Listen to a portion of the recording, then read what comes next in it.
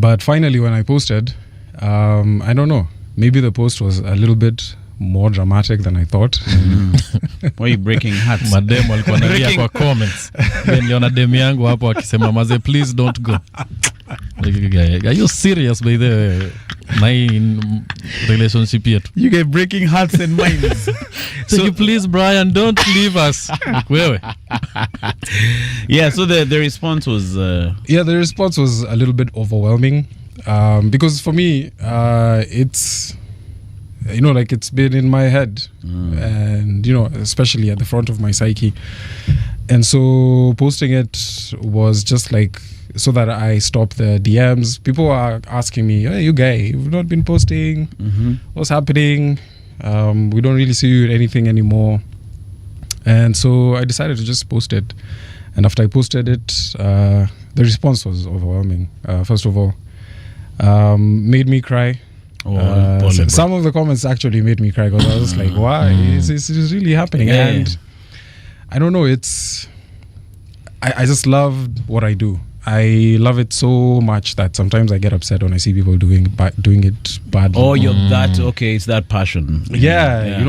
But of late, I don't know, maybe it's hubris because I feel like the archetypes of characters available currently in the space are not presenting me enough of a challenge or enough of something that I want to sink my teeth in artistically. And I don't know, for me that's so important.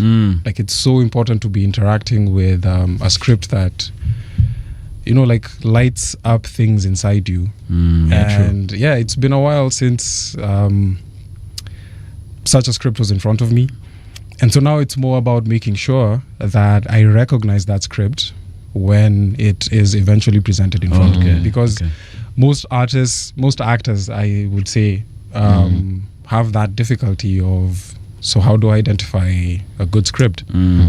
A lot of it has to do with the kind of books you read. Like you really need to be aware in terms of like social stuff, what's going on in the world, different ideas, what people said about said ideas. And so that by the time a script of that kind of magnitude sits in front of you, you're able to recognize it. Okay. I read so many stories of actors who turned down a role because they were just like, I didn't get what the script was about. All right. Or I didn't get just how important or what this story was trying to say. Okay. You get, and it happens, and that for me is one thing that I'm really afraid of. I'm afraid of turning down a role that then becomes like a regret professionally. And so now maybe this time that I won't be in front of the lens will allow me to do other things, read more books, and just like figure out what's the next step and what kind of roles I would like to approach when I do eventually get back. I read once about this guy called Will Smith. Yeah. I read that he was supposed to play Neo. Yes, in The Matrix. Yeah. And he turned it down. But he says that the Keanu Reeves was the best guy for that. Well, now that Keanu Reeves did it, obviously we are all going to say that. And I think that's because of just how, because for me, Matrix was one of the most, I think that movie changed my life. Oh, for real, huh? Yeah, I remember watching it in 2000. I was hanging out with this guy, man. This guy. This is a refreshing day. You can thank you, Lord, for bringing somebody who relates. Brian, dig deeper into film, alafu one venye utapoteza ubongo. You see, you guys. Matrix is surface level. That is not Matrix a deep is cut. entry level for people who want to know about film. No, wacha anze kupiga nuances. Akianza shule yake ya film, one of the things you have to do in Unit 1 is watch the Matrix. But so tell me, why do you say change your life though? I'd never been so well, I would say Lion King was the first one that changed my life, because as a kid I was watching Lion King and I was just like, wait, when Mufasa died, sorry for the spoilers if anyone who hasn't watched Lion King, Mufasa dies and I'm crying as a kid, and I didn't understand that. I didn't understand why do I feel sad. And I think that was the first time that I realized just how powerful some of these stories are. And when I first watched The Matrix, first, of course, you're really impressed by the action set pieces. And I admit, the first time I was watching it, I didn't get it. It took maybe a second and third watch before I finally started to understand, this is what the story is about. And the more the time elapses, the more that film is looking more and more like a classic. It's looking more and more like this is going to be one of those films that timeless. Yes, it's going to resonate, because now everyone is talking about, especially in the physics community, people are talking about possibilities of us living in a simulation. And so the movie is very ahead of its time. Yeah, true. As far as where science is going in terms of finding out what, all of this is about. There's a possibility that this could be a simulation. And if indeed it is, I think The Matrix kind of nails it. Yeah, true. And if indeed we end up in a dystopian world, Zion, where AI takes over, and maybe, because in the film, the human race has to blot out the sun, basically to stop AI. That was their final attempt to stop AI, because they figured out, okay, if we switch them off, fine, but they still get a lot of their energy from the sun. And so they blot out the sun and the whole world goes dark. And maybe eventually AI is going to be using human beings and their bodies as batteries, because, the human body can generate an amazing amount of energy. In your 100-year lifespan, that's like no one has figured out how to make a 100-year battery yet. And so you see, if AI does indeed take over, which I don't think it will.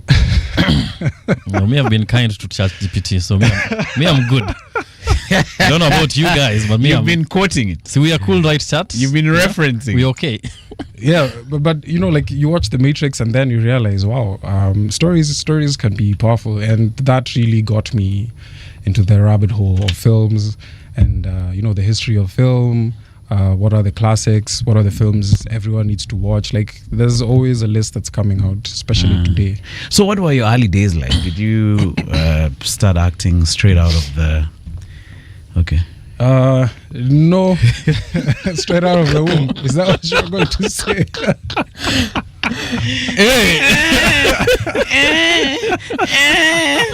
Check the doctor. This one is an actor. Yeah, but straight off the bat, like when you were younger, did you start acting in your younger days? No, not really. Okay, as a kid, I was sort of like the black sheep in our family. We were a bunch of kids. How many in the family? In the family, I think we're 13 or 14. For real? Yeah. Yo. But this is part of the gang.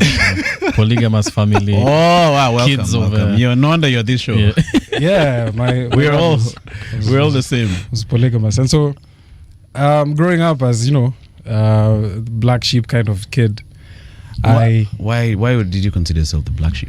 Because I was always getting into trouble. Okay. Everyone else had a thing, whether it was academia, certain subjects, like, I felt like in our family, everyone had a thing that they excelled at, but I didn't really have a thing. And when you grow up in a household like that, sibling rivalry is very real. And, so I started acting out, obviously because also some obvious dysfunction in the family. And some of my acting out involved a lot of embellishing of stories, of ideas, or even just straight up lies for you. I didn't take that money from your handbag, but I really did, and maybe that's not the best way of starting it out, but but that's a heavy audition, right? Because your mother is one of those studying body language lie detector. Why are you sweating? Why is there a bead of sweat going down your brow? Yeah. And then I also noticed, like in school, I would love like narrating the stories of movies I had watched in class, and it just became a thing. I didn't really know that I was into acting until I did church skit. First, it went great. Like as a kid, there's really no acting a lot, especially for this Christmas. Which role? I was playing a narrator for the story of Jesus and Mary. So there are guys who are acting out the Mary and Jesus stuff. Yeah. And then me, there are bits where I stand up and I say a line or I explain what's going on in the narrative. And so I did it, and the applause that I got from the congregation in church, I don't know, it just felt really good. It felt wonderful.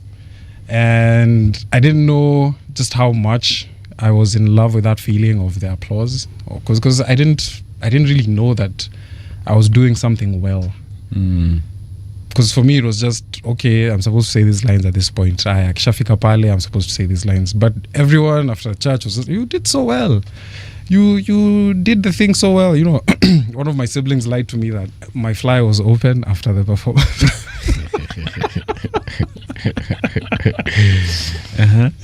But you know, and so after that, you go to high school, you get to interact with a little bit more of artistic performances, the drama and music festivals.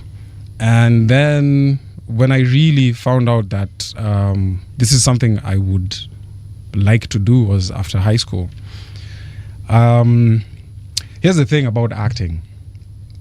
For me, it's one of those things I didn't know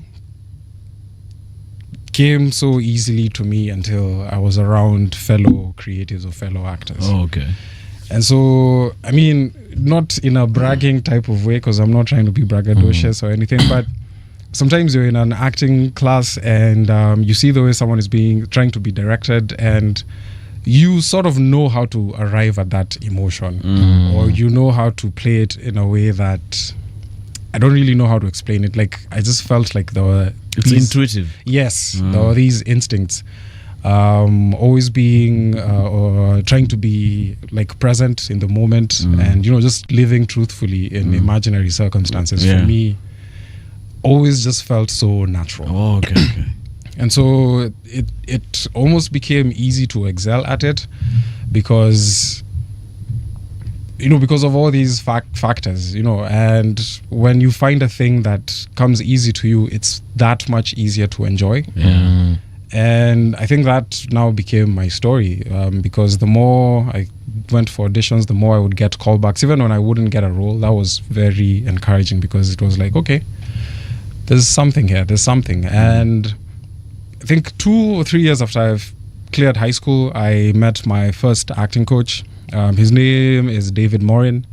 Shout out. Yes, he's currently in Cape Town, but when he was here, I joined his masterclass. He called it Hollywood Acting 101. And from the moment he saw me perform, like, he just filled me with so much confidence. He really affirmed me and my talent and my ability. And that was like the very first time I, you know, like, finally settled in terms of, you can do this and you can go for it. So just go for it. The next acting coach that I bumped into was when I was doing Lusala in 2018. Her name is Brigitta Siemens. And that was just another life-changing experience as well, because she is an acting coach who has worked with amazing professionals all across Europe and Africa. It's okay to name drop. You can say Lupita. And you know, like, because Lusala was like a two-week workshop where you're trying to come up with a script and shoot a film after the 2 weeks. And during the 2 weeks of working with her, it was just, you know, she kept telling me the same thing. She was like, dude, you're ready. Like me, I've worked with professionals, people who have gone to school for this. And I can tell you with absolute certainty, you are up there with the very best I've ever worked with. And that meant a lot. Not because I had not heard that from anyone else. I just hadn't heard it from anyone else who had worked with people I look up to. And so that was kind of my journey. You know, you move slowly, you keep getting roles, but also you realize it's kind of a young man's game. It is. Yes. I mean, look, it's how my heart breaks. You actually thought you had a chance. Me, I'm thinking of my next acting classes from Monday. No. You'll obviously play. There's always an old man in this movie. No. Yeah, that's what I was thinking. Old man number 3. Yeah. It's not to say that older gentlemen don't make good actors. It's to say the rejection, the hustle, also just the work that goes into just it. the work that goes into it. It helps when you're young and you don't mind being broke, or you don't mind being out of work, because maybe you don't have dependents, and so it's not easy, but it's doable. Like you can move, you can find ways of making extra cash here and there. You're nimble. Yes. So is it like, because Bashir and I are stand-up comics, right? Mm-hmm. So in the early days, we do something called open mics. Mm-hmm. I'm sure you're familiar with them. Yeah. Where you just go do your jokes for free. No one is paying you, but you have the audience there, so you can try out different jokes, build some new material. And I've just said that to say you don't get paid during those open mic years, because that's now the gym where you're gonna build up your stuff, learn the skill, learn how to perform for like 3 guys in the audience. Yes. And you have to perform like these guys are 100 guys in that audience.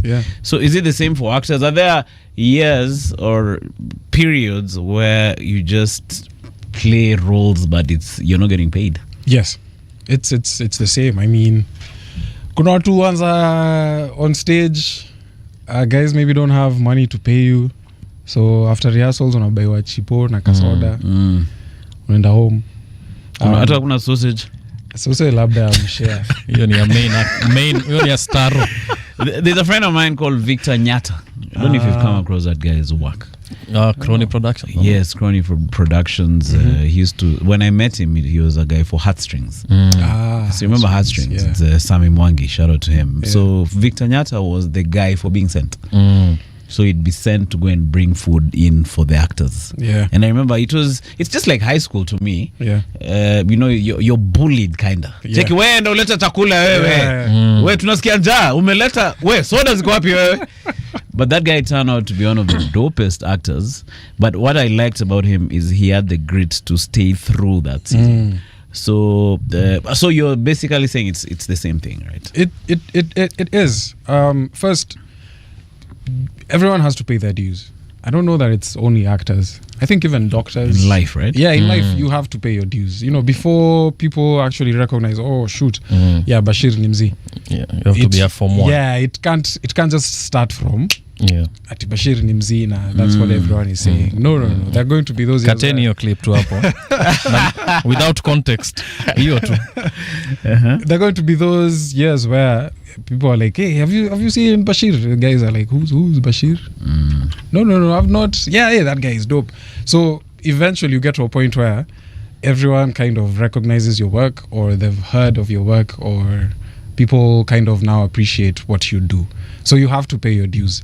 And I think comedians make some of the best actors. And I think Hollywood proves it, from Dave Chappelle to Eddie Murphy, Kevin Hart. And I think it's that practice of, can you be comfortable in your own skin in front of an audience? I had Mike Epps, who's a dope comedian, one of the comedians I love, and he was saying comedians need to go for acting classes. Yeah.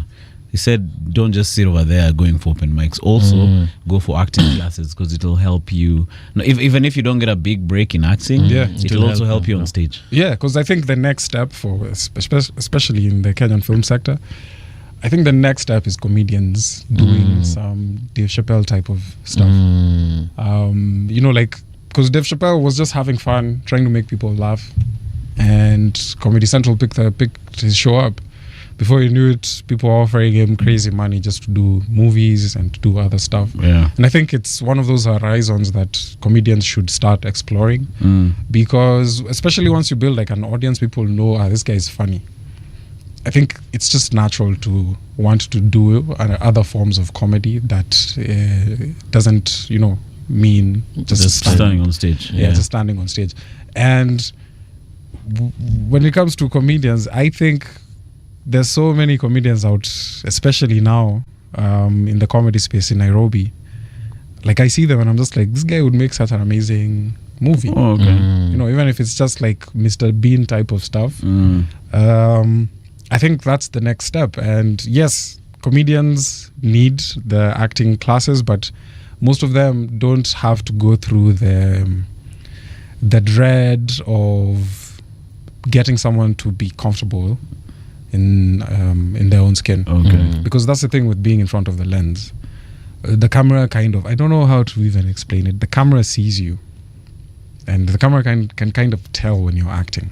Oh, right. Yeah. And even you, when you're acting in front of a camera, you kind of feel like, okay, that one I was playing the emotion as opposed to arriving at it. And so comedians know how to be just themselves.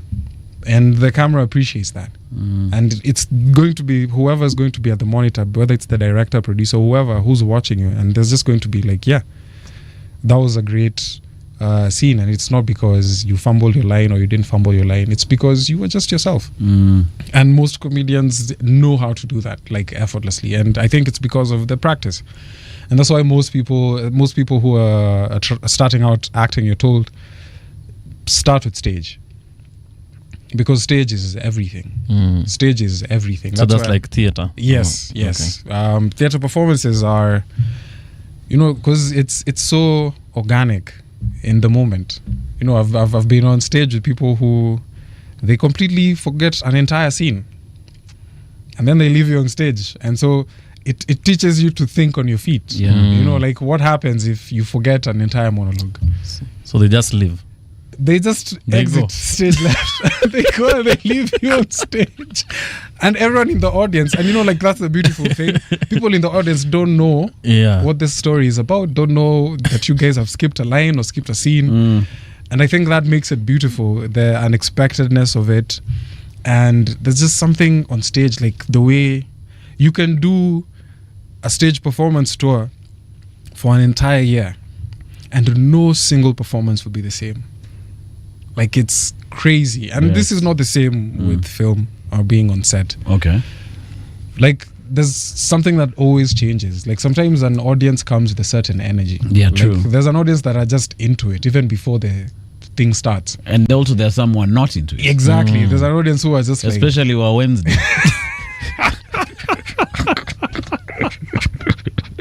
I don't know who gathers those Wednesday night guys. Yuck. Tuesday night, you guys. But Friday, Saturday, Sunday. Right? Yo. And I think it's the same. And it could be even the same guys. Yes, it's the same experience. It's the same experience for actors on stage. The very first shows, the ones that start maybe on a Thursday or Wednesday, the crowd is just for like you know, you can feel this is a tough. But that's where you grow, right? That's where you grow. Because sometimes maybe a certain line got you crazy laughs yesterday. And then today you're expecting the same laugh to come, but it doesn't arrive. And that sinking feeling. Eh? It definitely has to be there. Like that feeling, you know, you're just like, what? Am I doing something wrong? Am I in a bowl? And then your fellow actors are looking at you like... And then someone leaves. Even the guy who left the stage is judging you. At least me nilitoka. Wewe ulibaki ukatuembarrass. So when was now your first role that you're like, okay, it has begun? Nimewasili ndio kuingia sasa. I think it was Lies That Bind. So I joined the cast, I think at the tail end of the show. I think I was there for like 3 months, and then Lies That Bind was like concluded. But so there used to be something called the Actors Monologue Challenge, and it used to be organized by a guy called Eddie Kimani. Yeah, shout out to Eddie Kimani. Man. Yeah, and I was prolific at some point. I'd never won it, but I was always like in top 3. And so there was one time, one of the judges for the monologue challenge was Dorothy Getuba, who is currently, I think, the regional boss at Netflix. I'm not sure her job title currently, but at the time she was one of the first people to notice my talent. And I remember I was performing at a club in town, and she showed up. It was herself. Eddie Kimani was also one of the judges, and I can't remember who else. And after she saw my performance, after I got runners up, she just came to me and told me, hey, don't stop acting. You whatever you're doing, you have it. And she had a casting guy. His name is Dantes. And the casting guy, I think the story in Lies That Bind had gotten to a point where they were looking for a doppelganger for Makbul Muhammad. And everyone at the time kept telling me, you and Makbul kind of look alike. You and Makbul kind of look alike. And that's how I got the role. Oh. Yeah, so I went in one day, read for the role, and I they gave me the role. And I remember, what was I getting paid? I think I was getting paid like between 90 to 120k a month. And as a 20-something-year-old, that was just wow. And how long did it last? Just 3 months. Oh, okay. At the time, I didn't know it was just going to be 3 months. But I was just like, wow, you guys are going to be giving me 120k just to come Mnajua hizi ni work. smocha ngapi? Right? And then that time you're living with your parents. You don't have like responsibilities. Like all that money is just disposable income. Whether you want to save or you want to drink or whatever you want to do. And so for me, that was the first thing that I was like, okay, I have arrived and I have. This thing has potential. Yes, that was the first time I was like, okay, now let me plan. Let me move out. Let me stop living under my parents' roof. Yeah, let me buy digs in Nyali. Searching up prices of private jets. I'm making money, brah. 120. No, you guy. Hii by the way kuna emissions mob sana. Let me take the G25. This is Check it more out. You don't have anything electric. Okay. No, I don't like the leather seats. They're a bit were animals harmed in the making of this. And then that time you're working maybe 2 or 3 days in a week. Yeah, it's pretty cool. Eh? Yeah, and then it's something you love doing. Exactly. And you're good at it. Yeah, and it was just so much fun just being around that space. But the show concludes, and so they start holding these big auditions right where we were filming Lies That Bind. And so one day, so they told the cast of Lies That Bind, please don't audition. This is not for you. We're looking for new faces. We're looking for new talent. So we just knew for this new show that's going to, I think at that time it was going to Mnet. We just knew it was a show that's going to Mnet. And so one day, there was a gazebo space somewhere where we were shooting. And so I was just there trying to get my lines for the next monologue challenge. And Dorothy Gotuba could see me from her office, at least from the space where they were holding auditions. And she calls the first AD and she asks, is that guy done with his scenes? And she's like, yeah, then what is he still doing here? I think he's going through his lines. That's what. And Dorothy just said, tell him tomorrow we want him to audition for one of the roles. And this ended up being Jane and Abel. Yes. Maybe I said Abel. It's Abel. We would have those, we would have those arguments on set because there are guys who would come and say Abel, Abel, and the whole production had to be told Abel. It's Abel. Right. I don't know why it is. Thank you for quoting me, She's like this guy who say youth. Lionel Rich. Yeah. And so with Jane and Abel, so this was now a whole new contract, even more money. And that's where I was like, okay, yeah, I think this is now a career path. Yeah. At that time, had you played like the main character? Never. Yeah, I was very starstruck because my opposite was Liz Njaga, the amazing Liz Njaga. I was going to be on set with Sarah Hassan, Mumbi Maina. Damn.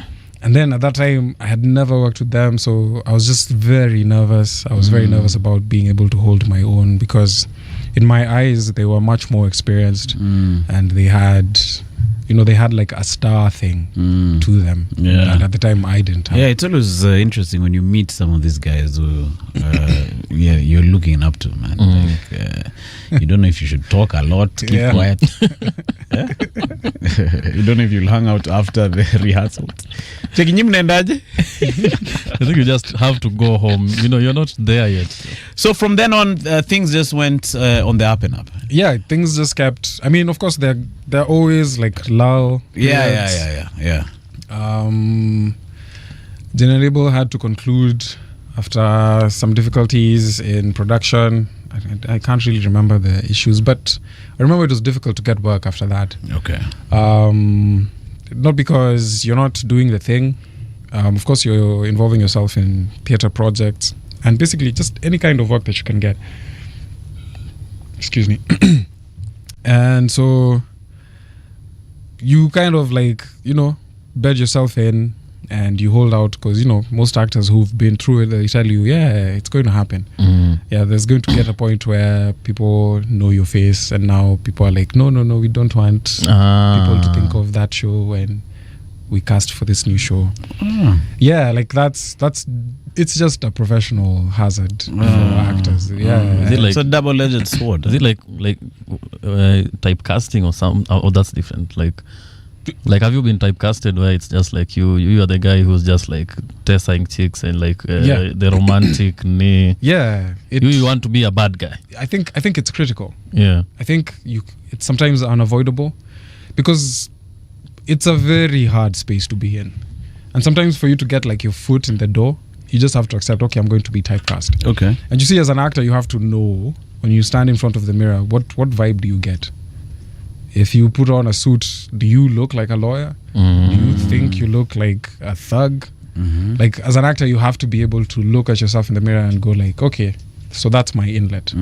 So if you know you look like a sponyo, yeah, then just go to these auditions dressed as a sponyo and try to target these sponyo roles. Yeah. Eventually, you're going to get your foot in the door. Yeah. But there's that, you can't avoid it. You're going to be typecast, especially if you do it well the first time. They're going to be like, hey, burudisheni ule mse alifanya vipoa sana. Now it's up to you as an actor to now start broadening your horizons, because once your foot is in the door, now you can start auditioning for different roles. Okay. Or at least, because sometimes when they put out a casting call, they put a list of the characters available.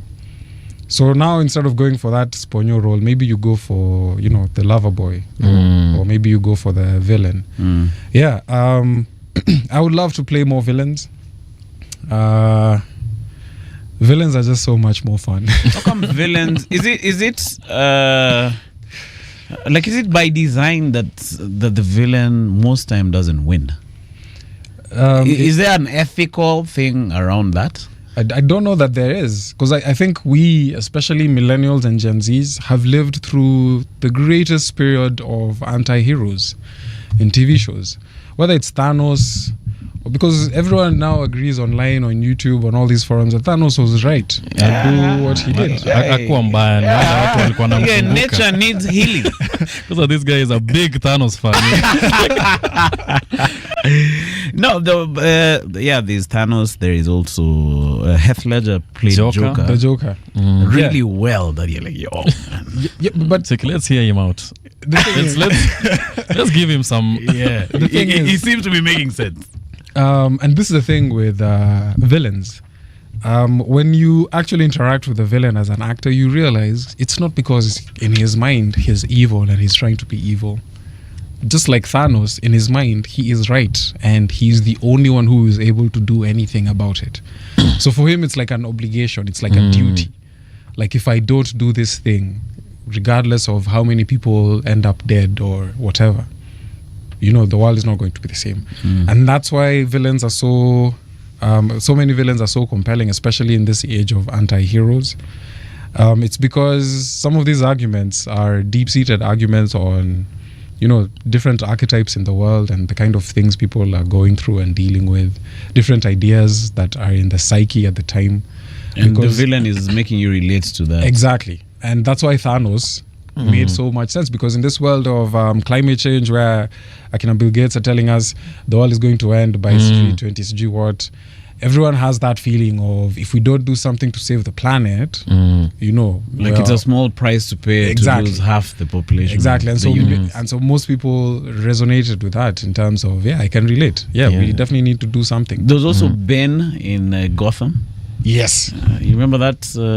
You watched Gotham. Yeah. He had this trials, kangaroo trials, where they're trying this, guys who they even were letting guys go from prison. Yeah. And doing some street. I love Ben. And so okay, I don't love him. That sounds off. I don't know why that sounded off. I regretted it immediately. I said it. Wait, Mike, usikate hiyo. Itakuwa misconstrued. Yeah, and the thing with playing the hero, it's not that it's boring, it's that playing the hero, I think, is much more of a difficult task. Because the hero doesn't mean a person who is not flawed. And oftentimes, when you get a script and you're told you're going to be the protagonist, you kind of imagine a person who is not flawed. But it's not that, and I think it's much more difficult to play the protagonist because of that, because it's so much more nuanced in terms of the choices that differentiate you from your antagonist.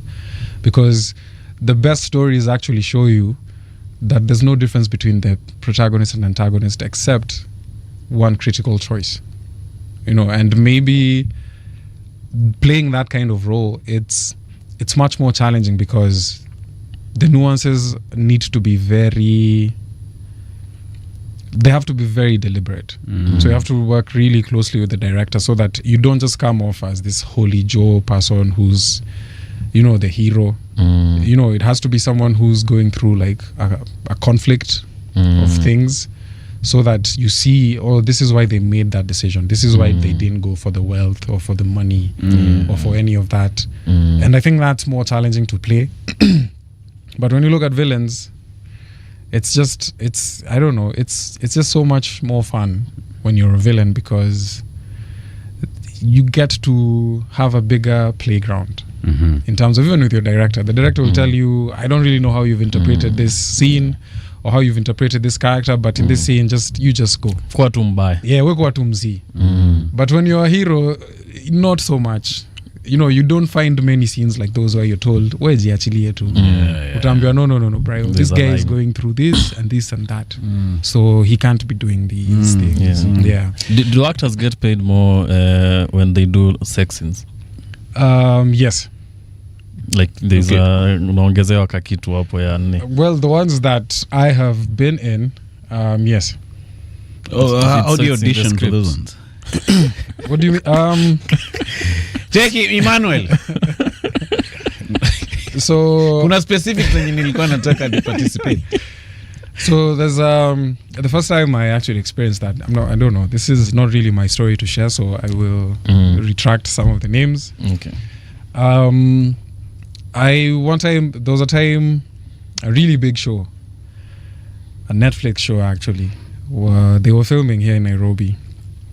And one of the directors, a Hollywood director, I might mention something that will give the story away, but anyways. A Hollywood director from Bungoma. This will take a grok.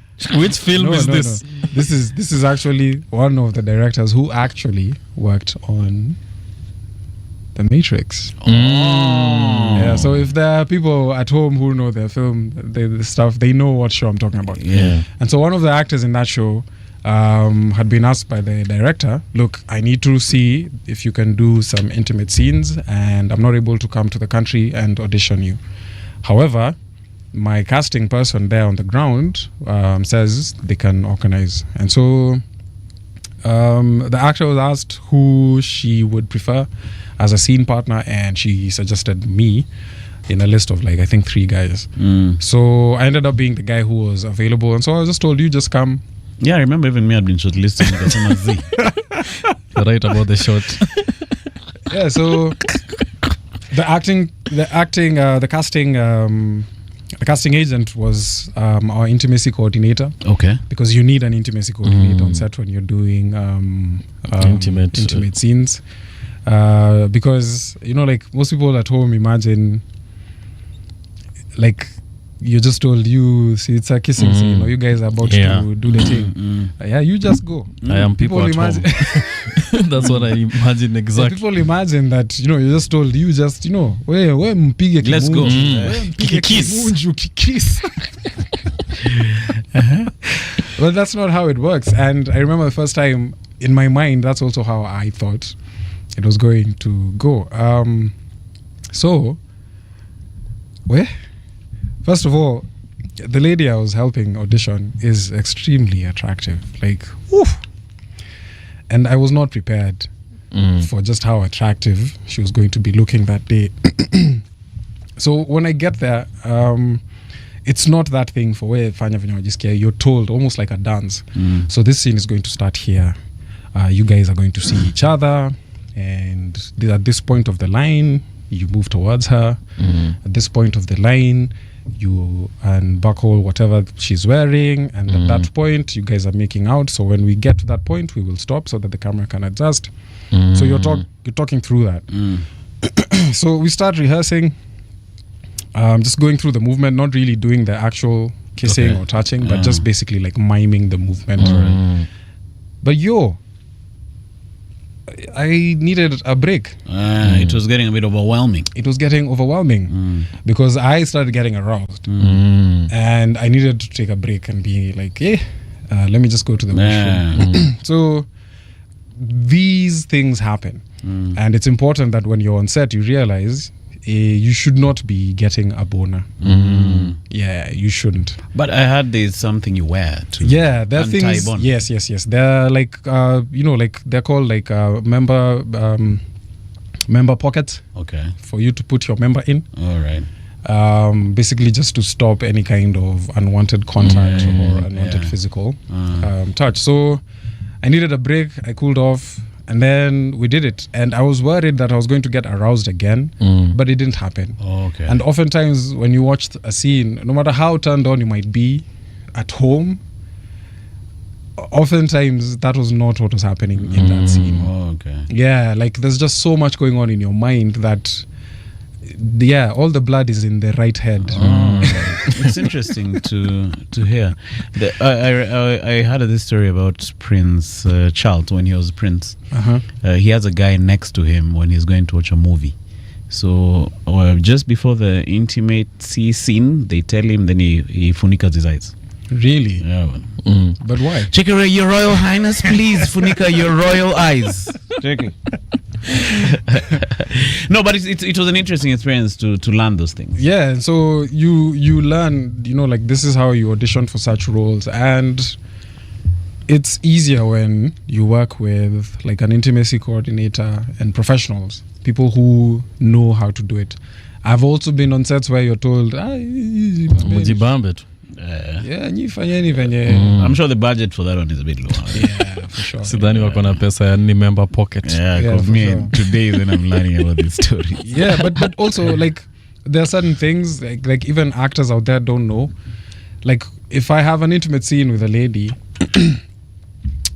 we can't have a conversation about what both of us are comfortable with, just the two of us. The intimacy coordinator has to be there. Otherwise, consent can't be given if it's just the two of you. Okay. You get. But because of the professionalism rules, you need an intimacy coordinator there when you're having the conversation. When you're telling the babe, me, usinishike kwa magoti, I'm sensitive some places. So it's important that people understand. It's not just how you imagine it in your head, where guys are just at work making out and kissing and doing all sorts of sexual things. It's not at all like that. Yeah, it's very unachoka sana. Kwa sababu kuna hiyo unafikiria, okay, I need to kiss her neck for 3 beats and then I move to her shoulder for 2 beats. So that's why you say it's a dance. There's a method to the madness. Yeah, there's a method to it. We hang out with Brian Ogola right here, one of Kenya's top actors, and he's schooling us all things acting. Luckily, we still have him even after the top of the hour for a couple of moments there. Shout out to our guys on YouTube. George Raphael is on YouTube. Blasius Mwambua, and I can see you. Ed Lenz anasema Nzige tuko locked in. Dennis Mutethi anasema Busia tuko locked. Geoffrey Ngugi says Dion Cole is an interesting actor in Blackish, and Eddie anasema tuko locked, and Ambrose Kuloba ameweka mamoto mingi sana mno. Bashir, so far so good. Yes sir. We're gonna take a moment. Our superstar is gonna take a little bit of water, and then we're gonna come back at the top of the hour. So you know the drill. Don't touch that dial. We'll be back before you can say